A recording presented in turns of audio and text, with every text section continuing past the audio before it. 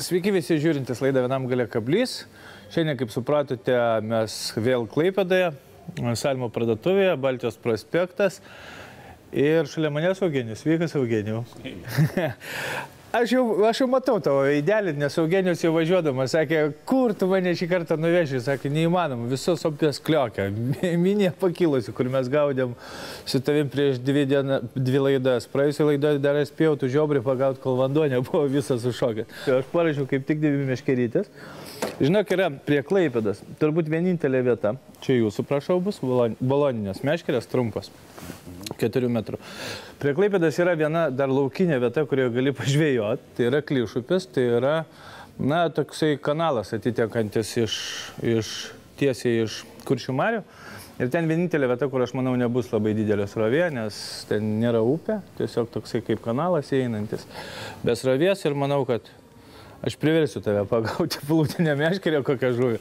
Pastovėsim šalia vienas kito, kad žiūrėčiau, kad tu nepermetytum ten valų, ar ne? Gerai, mes važiuojam pasižiūrėti, kaip atrodo ta pavasarinė gamta.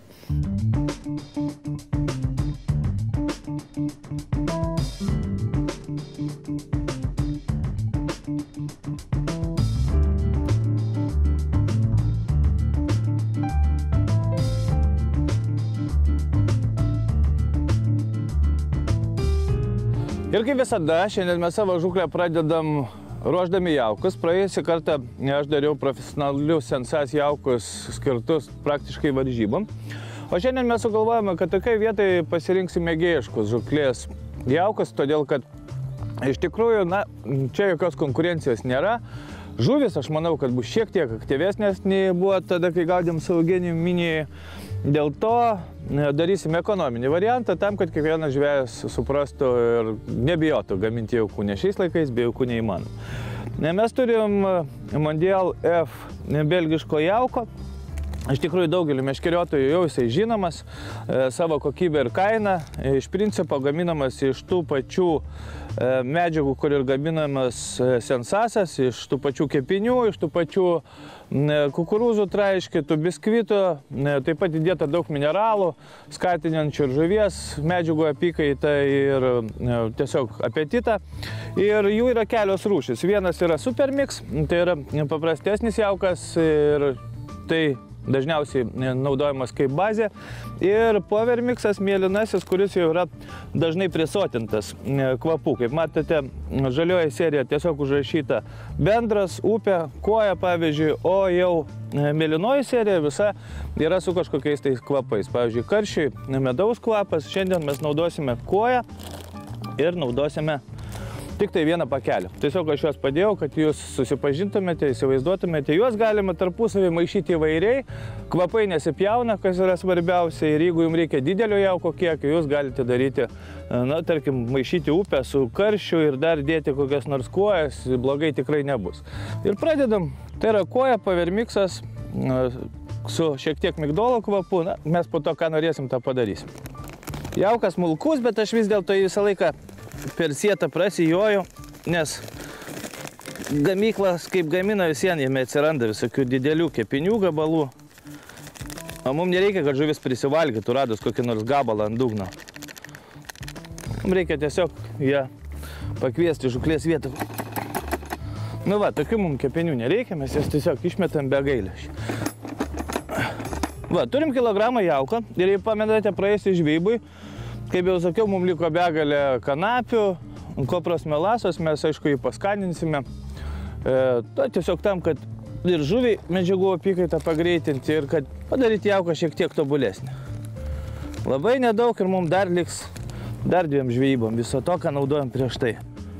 Kanapės, mėgstamiausias jauko komponentas kojam. Viską mes čia padarėm, grąžto nenaudosim, turim rankytės, turim kilogramą jauką, viską gražiai permaišau. Šiek tiek aromikso kojanio ir jaukas bus paruoštas šiandien. Dabar labai atsargus jaukinimas, nedidelių kiekio. Aš galvoju pradžiai 4 jauko rutulius ir per daug nespausiu. Aš jį padariau pakankamai orinį jauką, tam, kad jisai atsimuštų į vandens paviršių ir iškart suduštų. Kaip jau sakiau, kojam reikia aktyvaus jauko, to labiau čia gylis nedidelis kanalas. ir labai čia kol kas daug persistengti nereikia, po to pažiūrėsim, kaip gausis.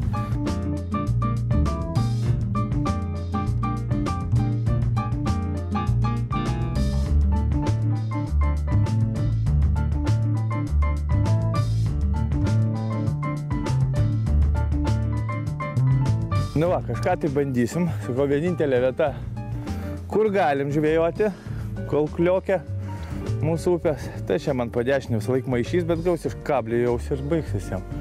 Muselininkas suplūdė, ne? Šiandien, aišku, mes žvejojam lengvomis labai baloninėmis meškerėmis, nes giliai nedideli atstumai, nedideli. Žuvies tikimės kažkokios, tai bet viską įsilengvinam ir labai toks tradiciškas, vos ne kauniečiškas žuglės būdas. Kauniečiai labai mėgsta teleskopinės meškerės, lengvas plūdeles, jie ten pripratę ir turbūt nevėžį žvejoti, ir šiaip į žemupį, Šyša tokia upė, kur dažnai važiuoja tik Klišupis, kur prasideda pačios pirmas kojos ir reikia jautraus žuklės yra. Šiandien mūsų žvejyba tikrai bus paprasta, nes, kaip supratote, žvejoti nėra ypatingai daug kur, nors labai tikiuosi, kad jau kitą laidą ir savaitgalį, šį, kurį žiūrite laidą, jau galima bus pradėti žvejoti daug kur. Vis dėlto potvynis nėra toks šiemet super didelis, aišku, didžiosios upės kliokia, bet į mažesnės, manau, kad daugelis jau pradės lysti. Šiandien mūsų rankose baloninės trumpos meškerės, apie kurias aš užsiminiau, Eugenijus papasakojus, kuom jos įdomios, bet iš tikrųjų žvejyba labai paprasta. Aukšlių.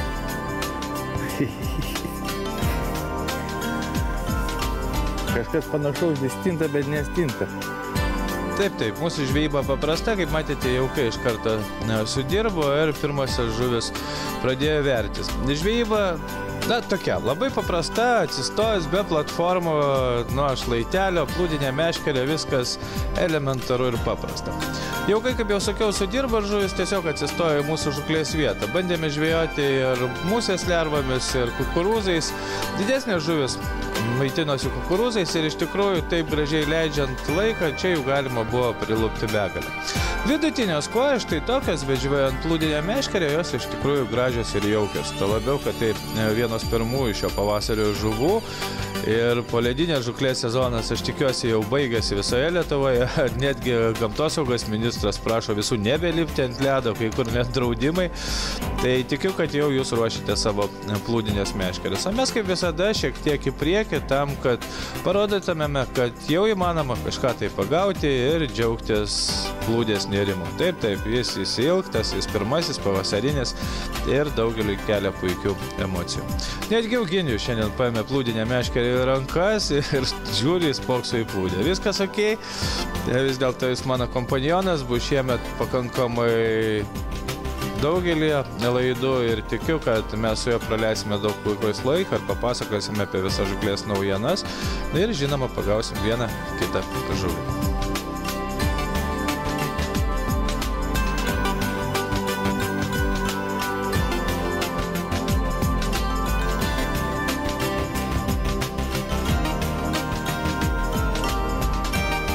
Smagu, kai gerai pasiruoši žuklę ir tiesiog belieka džiaugtis laimikiais. Jie ne patys didžiausi, negalingiausi, nes tikrosios kuojos mamos dar kips už savaitės dviejų, bet žvejyba pakankamai smagi. Tuo labiau, kad, kaip jau sakiau, plūdinė meškerė lengva, žvejoti įdomu. Įdomu, kai viskas subalansuota, kaip subalansuotas įrankis, kai teisingai paruošta plūdė. Ir apie tai šiandien būtinai dar pakalbėsime, o dabar tiesiog džiaugiamės pirmosiamis pavasario šauklėmis kojomis, kurios puikiai kimba Drevernoje Klišupyje. Ir beje, su kiekviena diena jų bus čia daugiau ir daugiau. Na va, tokia buvo mūsų žuklės pradžia. Kaip matėte, jaukus mes paruošėme. Viena kita žuvis pradėjo kibti, aš manau, Eugenijau, visieną geriau negu nieko. Negu sėdėtumėm ir sakytumėm, ai, teka vanduo, kakava visą. Geriau, tik reikia susireguliuoti, stabdį visą laiką. Jam kokia žuvis priėjo, aš net nebijoju, kad buvo arba lynas, arba karosas.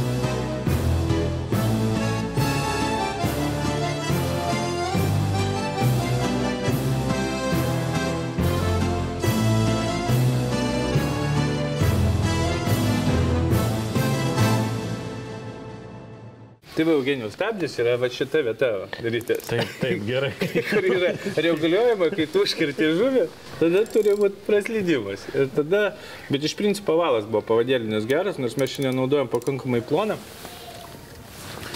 Na, 0,12 ar ne vadinkime. Taip, 1,17 ir tiesiog tas monstras atlenkė kablį, pavadėlinį nutraukė. Ką mes vėlgi visada akcentuojam, kad Seguaras ar ne vis dėlto. Na, čia jau tikrai patikrintas ir akivaizdus įrodymas. Jo, tas valas, kuris taip paprastai netrūksta ir tuo labiau, kad ir žiemais daug išbandytas, įvairiausiai šerių pakelės. Na, o tu dabar gali šiek tiek pailsėti, aš apie plūdinę meškerę. Okay. Ar ne? Ten gamtoje mes buvom labai įsijautę, o iš principo, ką aš norėčiau akcentuoti visiems, kaip matėte, tai yra 4 metrų mūsų baloninės meškerės. Mes jomis rekomenduojam gaudyti tokiuose nedidelėse upėse, kanaluose, ten, kur nėra super tolimo metimo. Ir kaip šiandien matėte, mūsų plūdelės buvo ypatingai jautrios, nes žuvis dar nėra ta pavasarinė, dar nėra tokia aktyvi. Žvejojam plūdinę meškerę ir naudojam 3 gramų plūdės. Ir turbūt pagrindinis akcentas plūdėje vis dėlto yra, ką norėčiau visiems priminti, kad yra 3 kembrikai, jau milijoną kartų esu kalbėjęs apie tą patį, bet 3 tvirtinimo taškai, ne 2, ne 1. Ir slankiančių plūdžių tokiuose giliuose iki 3 metrų nereikia. Matėte, mes ten žvejojom 1,5 metro gilyje.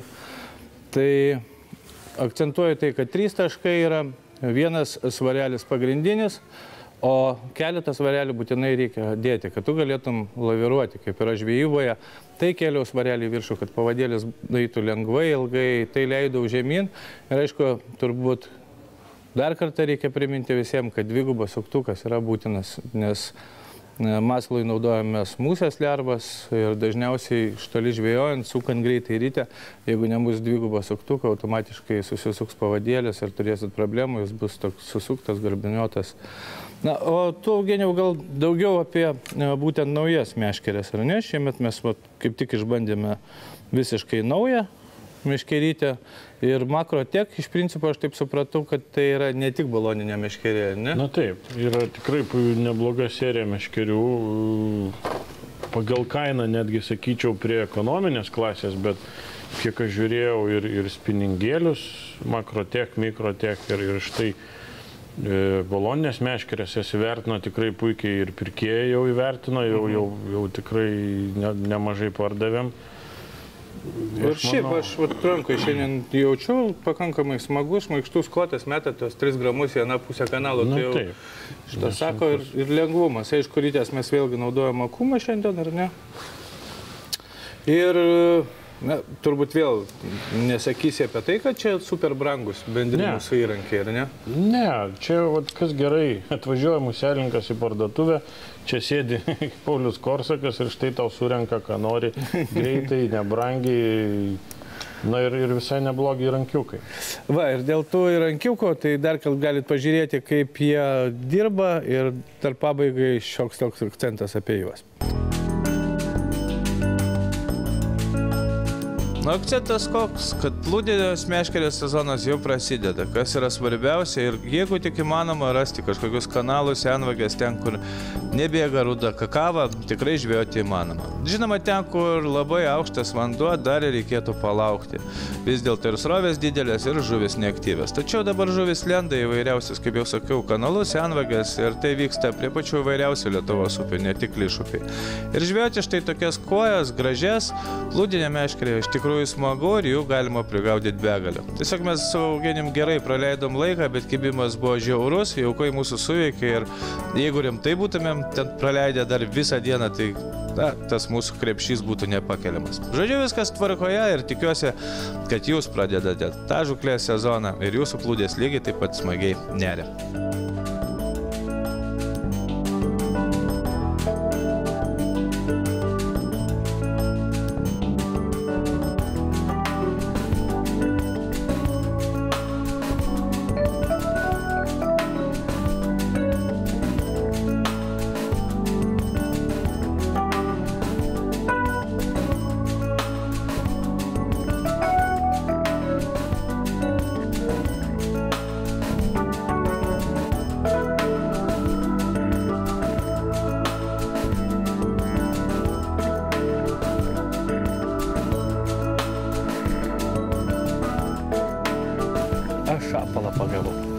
tai tau.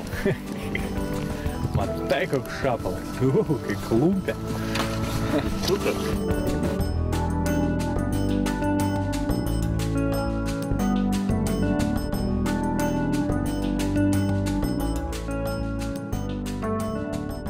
Ir ką noriu priminti, kad iš tikrųjų visi šitie mūsų įrankiai, kurie surinkti, kurie buvo naudojami žvejybai, ir dugninės meškerės, ir plūdinės meškerės, bus čia, žuklės parduotuvėje.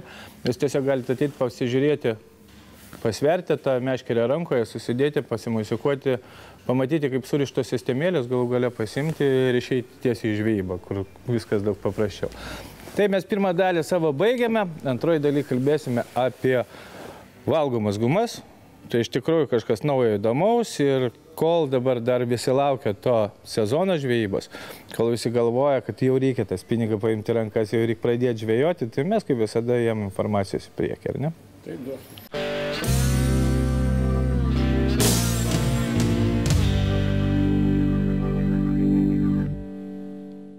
Mes grįžtame po pertraukos. Kaip matėte, pirmoji laidos dalyje Eugenijus buvo priverstas gaudyti plūdinę meškerę.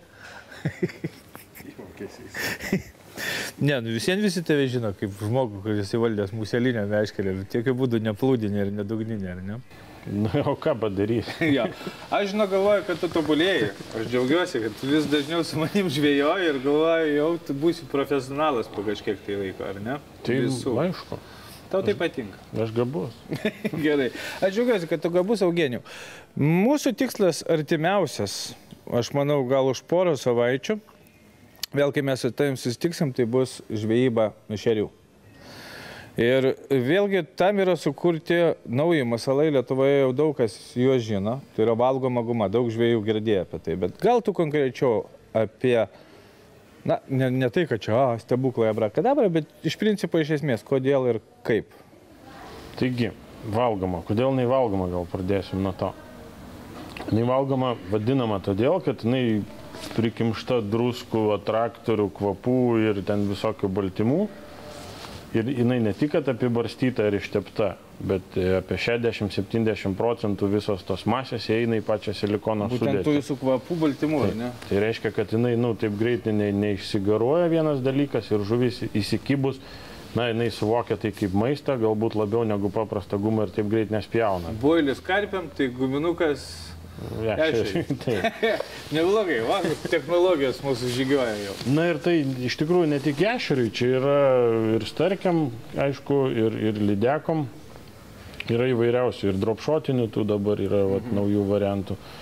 Bet iš principo jos taip ir pakuojamos, ar ne, tokiuose pakankamai sandariuose pakuotėse, tam, kad išliktų kvapas. Ir iš principo, kiek aš suprantu, jų gal nerekomenduoja laikyti dėžutėse, ar ne? Nerekomenduoja. Atgal į pakuotę. Atgal į pakuotę ir plus tose pakuotėse nėra jų tiek daug sudėta, kaip kad galbūt kai kas deda ten po 20–30, čia nuo 10 iki 7 kokių vienetų, kad galim būtų tiesiog įsigyti, kad tai nebūtų per daug brangu. Ta visą pakelį įsidėjai ir netgi jeigu nutrūksta, nukando odegytę, rekomenduojama įdėti daugiau, kad kuo daugiau tos masės jinai ten ir tepliotojus. O dėžutė jinai tiesiog išsigaruos su laiku ir šneka, kad laiku bėgant jinai tiesiog keičiasi pati gumos struktūra, šiek tiek sukietėja, nebe tas. Todėl geriau jau imti tas pakuotėmis. Variantai? Variantų yra begalė įvairių, reiškia, nuo mikroguminukų, mažiuko ešeriam, čia gal net ir visokių varlyčių. Kas iš tikrųjų, mačiau, tau pasiteisino. Aš pagalvoju, jos karščiai šiemet pirmą. Gal išėjęs gaudyti ešerių, kol dar vanduo buvo normalus. Pagalvoju, karščiai. Vadinasi, jeigu karščiais valgo, ešerys jau valgys, kada bus aktyvus. Taip, yra naujas modeliukas, tai vadinama bebro uodega, dar nebandėm iš tikrųjų, pernai jūs nebuvo, bet šiemet tikrai išbandysim, kaip jinai dirba, gan įdomi formytė. Yra tų, reiškia, didesnių starkiam lydekam. Taip, ką man sakė spiningautojai, kad labai yra teisingos spalvos, oranžinė ir ta vadinama fioletinė, ko dauguma, arba netgi turbūt nieks iš japonų gal dar nedaro. Gal daro, bet mūsųse dar nesimatė tų spalvų, kas patiko. Ir, aišku, jie pakankamai dideli, juos galima naudoti seklėse vandenyse, ten kur tu mėgsti žvejot, papiai ir latviai, reiškia net nenaudojant galvakablio, arba labai mažiukas Na, ofsetniką gali dėti ir mesti į žolės. Begalė visokių variantų užkabinimų, kuriuo aš dar pats nežinau, mes patys ne viską išbandėm. Aš manau, kad mes šiemet turėsim su tavim ką veikti ir išbandyti, ne?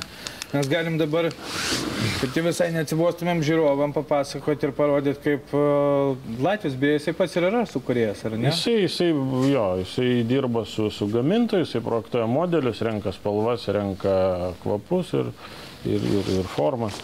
Kaip jisai priverčia tas ešerius tiesiog su tuo kvepiančiu guminuku susirinkti po valtim ir tada jau gaudo po valtis. Na dabar galime pažiūrėti, kaip rekomenduoja žvejoti tais valgomais guminukais jų kūrėjas Lucky John valgomų gumų kūrėjas Ingus Dukalskis. Iš tikrųjų, jis kalba apie tai, kad vėlgi reikia naudoti jautrų kurotą ir ploną pintavalą, apie ką mes jau nekartą akcentavome ir tikrai šiemet dar kalbėsime. Ir pati valgomos gumos idėja tokia, kad jos pravedimai nėra tokie tradicinis mūsų džigavimas. Pasuki bumt. Tiesiog galima žuvį provokuoti labai aštriais judesiais ir tiesiog sutraukti ešerius į vieną vietą. Taip, iš tikrųjų, kvepinti guma gali padaryti taip, kad ją vejasi 1, 2, 3, 4, 5 ešeriai, tiesiog pagauni vieną ir jau jie yra susirinkę po valtimi ir belieka greitai ir gražiai gaudyti žuvį iš po valties. Iš ties pakankamai įdomus žuklės būdas, mes tokio dar nebandę, bet tikrai pabandysime ir pats įdomumas tame, kad tu gali tiesiog, valgomą gumą surinkti ešerių būrį tiesiai po valtimi ir jį gaudyti labai greitai. Žinoma, tai daugiau naudojama per varžybas, bet kodėl nepabandyti savo žuklėse. Taip, kad manau, mūsų laukia pakankamai įdomus ir gražus laikas žvejojant valgomomis gumomis, vadinamaisiais mikromasalais, lengvais kotais ir visą tai mūsų artimiausiose laidose.